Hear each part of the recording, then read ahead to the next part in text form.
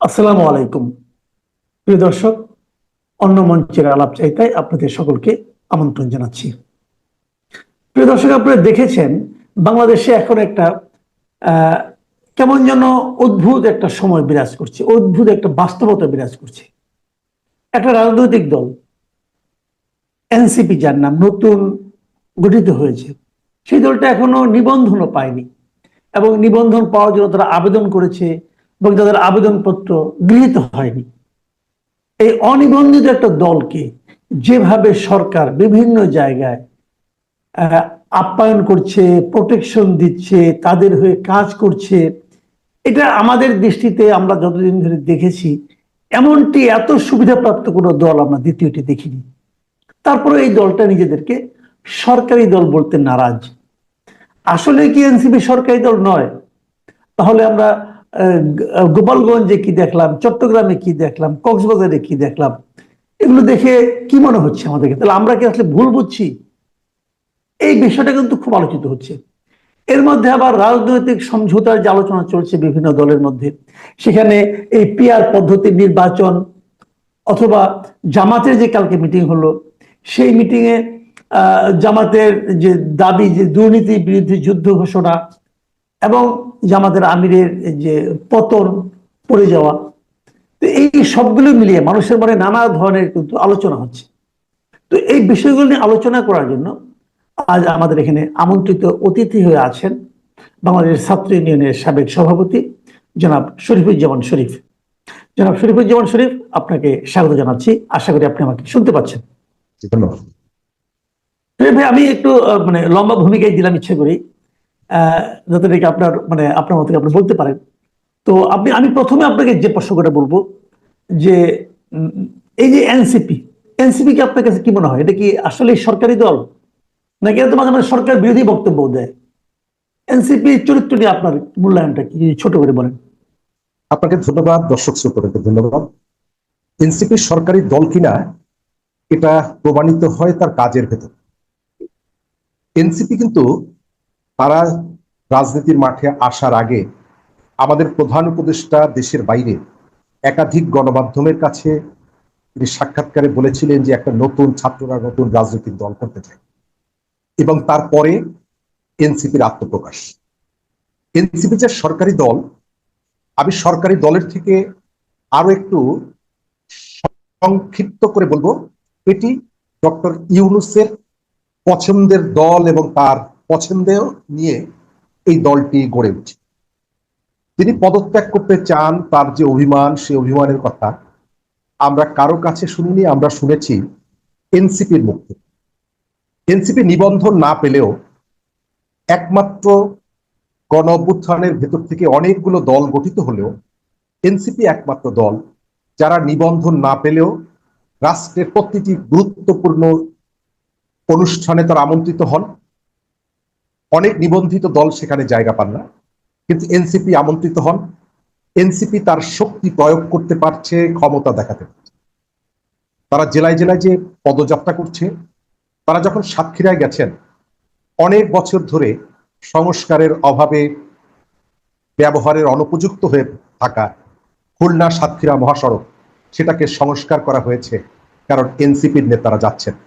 যে ঘটনাটা কেবল মন্ত্রীরা যদি কোনো একটা এলাকায় যান সেখানে ঘটবে। তাহলে এটা তো ভালো, এটা তো খুবই ভালো। তাহলে এনসিপি কে দেশের সব প্রত্যন্ত অঞ্চলে আমরা পাঠিয়ে দিই, সব রাস্তা ঠিক হয়ে যাবে।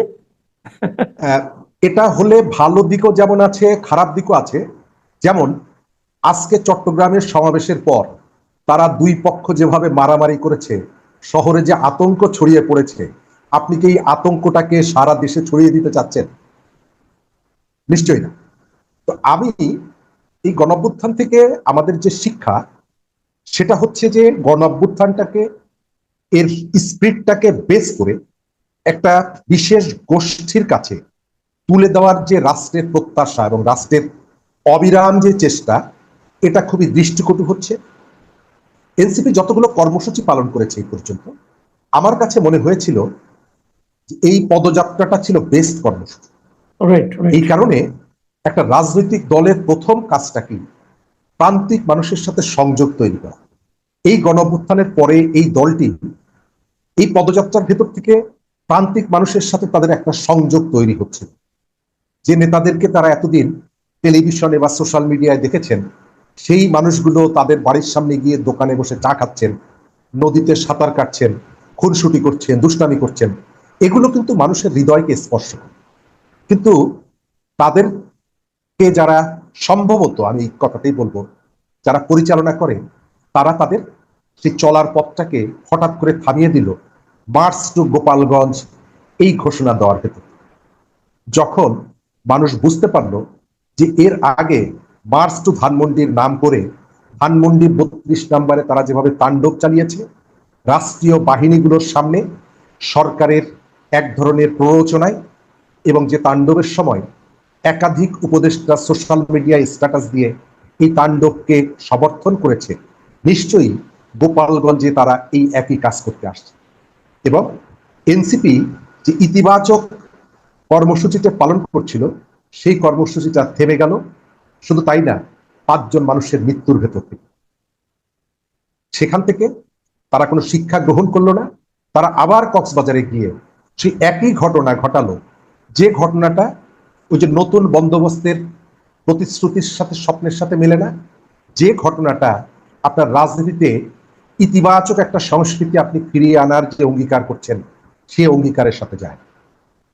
সুতরাং এই অভ্যুত্থানের পরে এই পদযাত্রায় নতুন শক্তি হিসাবে এনসিপি যেটা অর্জন করতে চেয়েছিল, আমি দেখছি সেটি মাঝপথে থেমে। আচ্ছা, এখন আপনি যে কথাটা বললেন যে আপনার কাছে স্পষ্টতই মনে হয়েছে যে এনসিপি ডক্টর ইউনূসের পছন্দের দল। তার মানে ডক্টর ইউনূসের, যিনি আমাদের এই অন্তর্বর্তীকালীন সরকারের প্রধান, তার একটা পছন্দের দল রয়েছে।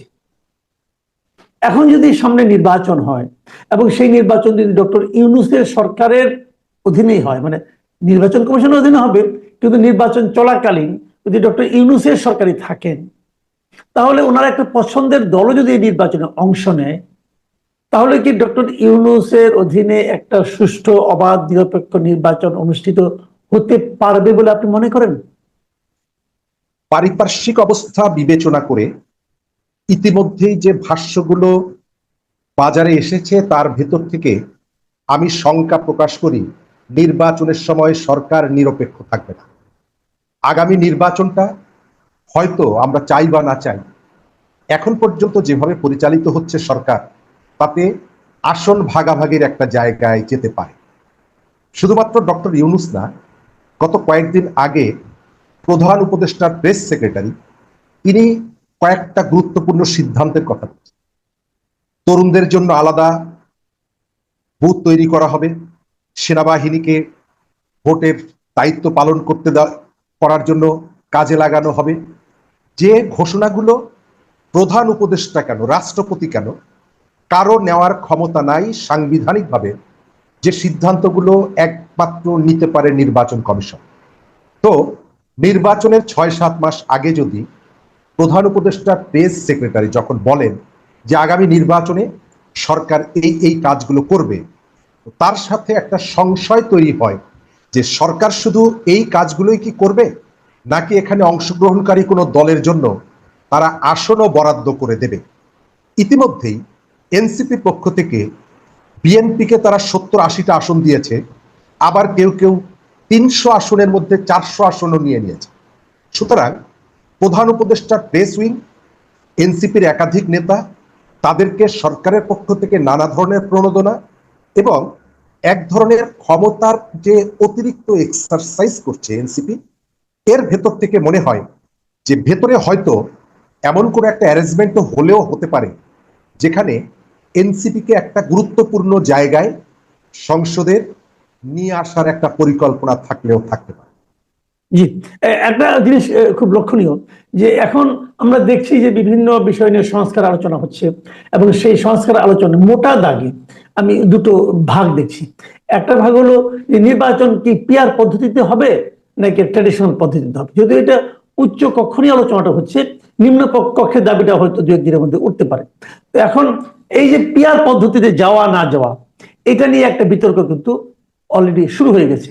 এখন এই বিতর্ক কি দীর্ঘদিন চলবে, নাকি এই বিতর্কটা তোলা হয়েছে নির্বাচনটাকে বিলম্বিত করার জন্য? অনেকে এটাও বলছেন যে গোপালগঞ্জে যে মারামারিটা হলো, যে সংঘাত হলো, এবং বিভিন্ন জায়গায় যে সংঘাতগুলি হচ্ছে, এগুলোর মাধ্যমে এ ধরনের একটা আওয়াজও উঠতে পারে যে দেশে যখন আইন শৃঙ্খলার এই অবস্থা, তার মধ্যে নির্বাচন কিভাবে সম্ভব? ধন্যবাদ।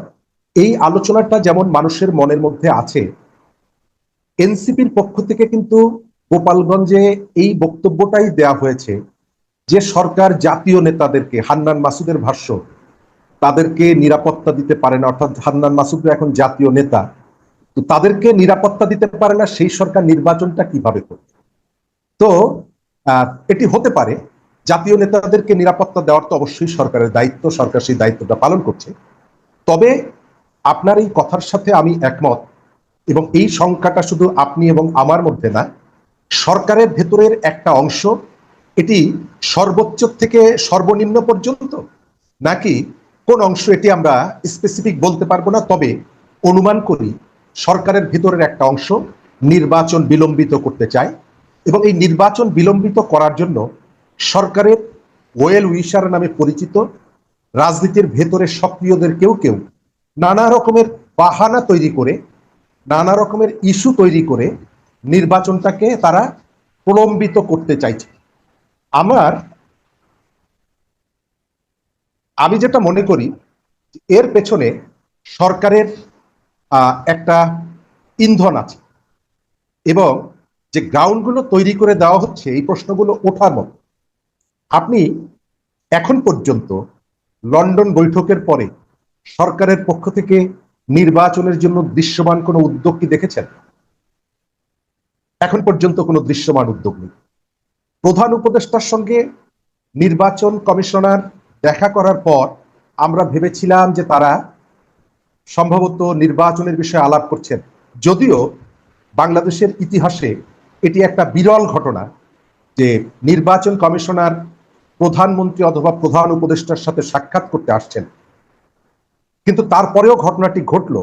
এই ঘটনাটা এর আগেও ঘটেছে, প্রধান বিচারপতি প্রধান উপদেষ্টার বাড়িতে গিয়ে তার সাথে দেখা করেছেন।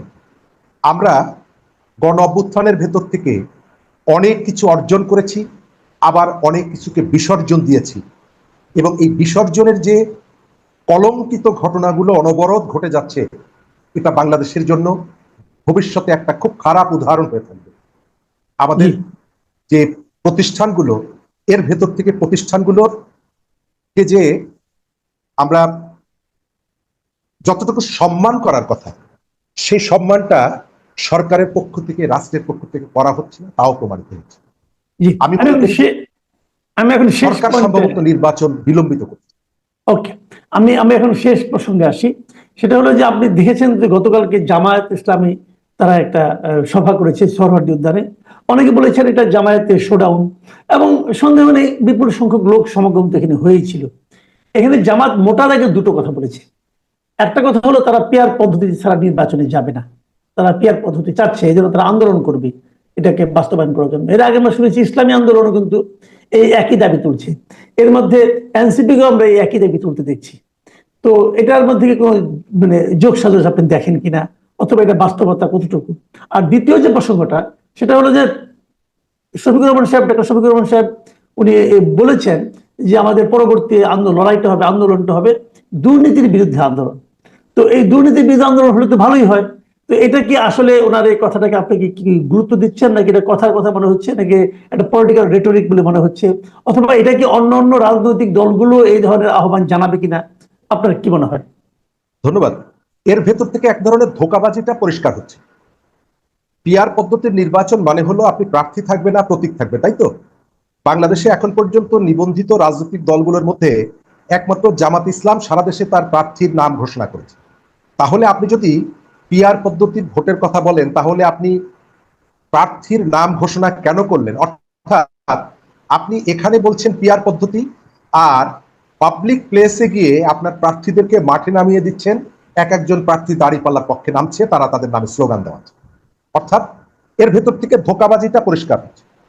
সেকেন্ড জায়গাটা হচ্ছে, জামাত এই দাবিটা তুলেছে এই কারণে যে তারা সময় চাইছে, এবং গত জুলাইয়ের অভ্যুত্থানের পর তারা সব থেকে লাভবান হয়েছে এবং তারা অনেক কিছু অ্যাচিভ করেছে, এই বক্তব্যটি এসেছে তাদের এক নেতা রফিকুল ইসলাম খানের মুখ। জামাত আরো যদি সময় পায় নির্বাচনের আগে, তাহলে তাদের ঘর গোছাতে সুবিধা হবে। এবং তাদের ধোঁকাবাজির জায়গাগুলো খুবই ইন্টারেস্টিং। কয়েকদিন আগে তাদের নেতারা চীন ঘুরে এলেন। গত ১.৫ দশক বাংলাদেশের রাজনীতিতে গাজার মুসলমান, কাশ্মীরের মুসলমান এবং চীনের উইঘরের মুসলমান হত্যা হচ্ছে বলে এই জামাত ইসলাম প্রচুর মিছিল মিটিং করলেও এই হত্যাকাণ্ডের জন্য যে চীনকে তারা অভিযুক্ত করত, যে চীন সরকারকে, এখন তাদের সাথে বৈঠক করছে, অফিসে আসছে, তারা যাচ্ছেন, দেখা সাক্ষাৎ হচ্ছে, তাদের পক্ষে অনেক ভালো ভালো কথা বলছেন, কিন্তু উইঘরের মুসলমানরা কেমন আছে এই প্রশ্নটি তারাও করছেন না এবং জামাতের নেতাদের কাছে কোনো সাংবাদিকরাও জিজ্ঞেস করছে। জামাত সমাবেশটি করেছে তার সর্বোচ্চ শক্তি দিয়ে। আপনি জানেন যে জামাতের আর্থিক কাঠামোটা খুবই স্ট্রং এবং তারা দলের এখানে আমি একটু আগে প্রশ্নটা যাই, আপনি কি এই জামাতের চীন সফরটাকে খুব ইঙ্গিতপূর্ণ মনে করছেন? অবশ্যই। তারা এই জায়গাটায় আপনি খেয়াল করেছেন যে চীনে কিন্তু এটি তাদের প্রথম সফর না, এর আগে তাদের জুনিয়র লিডারশিপের একটি টিম চীন ঘুরে এসেছে বেশ কিছুদিন। আচ্ছা। তারপরে চীনের প্রতিনিধি দল, বিশেষ করে চীনের কমিউনিস্ট পার্টির নেতারা তাদের মগবাজার অফিসে গিয়ে বৈঠক করেছে এবং আপনার খেয়াল থাকার কথা, যেখানে জামাত খুব আপত্তিকর ভাবে রোহিঙ্গাদের জন্য একটা আলাদা রাষ্ট্রের দাবি তুলেছিল ডক্টর আব্দুল্লাহ মোহাম্মদ তাহের, এবং তার দুদিন পর জামাত বিবৃতি দিয়ে বলেছিল যে এটা আসলে ভুল হয়েছে। এরপরে জামাতের আমিরের এককভাবে চীন সফর করা, অর্থাৎ সম্ভবত এই অঞ্চলের জিও পলিটিক্সের জায়গায় চীনের যে প্রভাব, জামাত অন্যান্য প্রভাবকে ব্যবহার করার প্রচেষ্টায় চীনের প্রভাবটাকেও তাদের পক্ষে আনার চেষ্টা করছে। জামাতের এই সমাবেশটায় অনেক মানুষ এসেছে, এটি সত্য, তবে এই মানুষের মধ্যে আমরা আজকে গতকালকে দেখেছি বিভিন্ন জায়গা থেকে অন্যান্য দল, আওয়ামী লীগ সহ অন্যান্য দলের নেতাকর্মীদেরকেও নিয়ে আসা হয়েছে। আমি মনে করি যে সরকার তার যেমনিভাবে মানুষের সাথে ধোঁকাবাজি করছে নানা জায়গায়, জামাতের পক্ষ থেকেও ধর্মের নামে, গণতন্ত্রের নামেও তারা বিভিন্ন রকমের ধোঁকাবাজি করছে। তারা এইখানে যে কথাটা বলছে মাঠে গিয়ে সেটি বলছে না। যে উদাহরণটি আপনাকে দিলাম, ভোটের কথা বললে আপনাকে বলছে, আমাকে বলছে, আমাদেরকে বলছে তোমরা রয়ের দালাল, তোমরা পাকিস্তানের দালাল, তোমরা সেনাবাহিনীর দালাল। আবার খেয়াল করে দেখবেন সবার আগে মাঠ গোছানো নির্বাচনী কাজ তারাই শুরু করেছে, সংস্কারের দিকে না। একদিকে বলছে আমরা কোরআন সুন্নাহর ভিত্তিতে দেশ পরিচালনা করতে চাই, আল্লাহর আইন চাই। আবার মানব রচিত সংবিধানের দাড়ি কমা সেমিক্লোন আমাদের এই সংস্কার কমিশন দিচ্ছে কিনা, আলী রিয়াজ কোথায় দাড়ি দিল অথবা কমা দিল সেই ভুলটাও তারা ধরছে। আবার বাইরে পাবলিকের কাছে গিয়ে বলছে আমরা আল্লাহর আইন প্রতিষ্ঠা করে দেশ শাসন করতে চাই। একটা রাজনৈতিক দলের অবিরাম ধোঁকাবাজির পরেও দুর্ভাগ্য হচ্ছে তাদের সভা সমাবেশগুলোতে এক শ্রেণীর মানুষ এসে জড়ো হচ্ছে, যেটা আসলে রাজনীতির জন্য খুবই ট্রাজিক বলে আমার ধারণা। জি, অনেক ধন্যবাদ জনাব শরীফুজ্জামান শরীফ।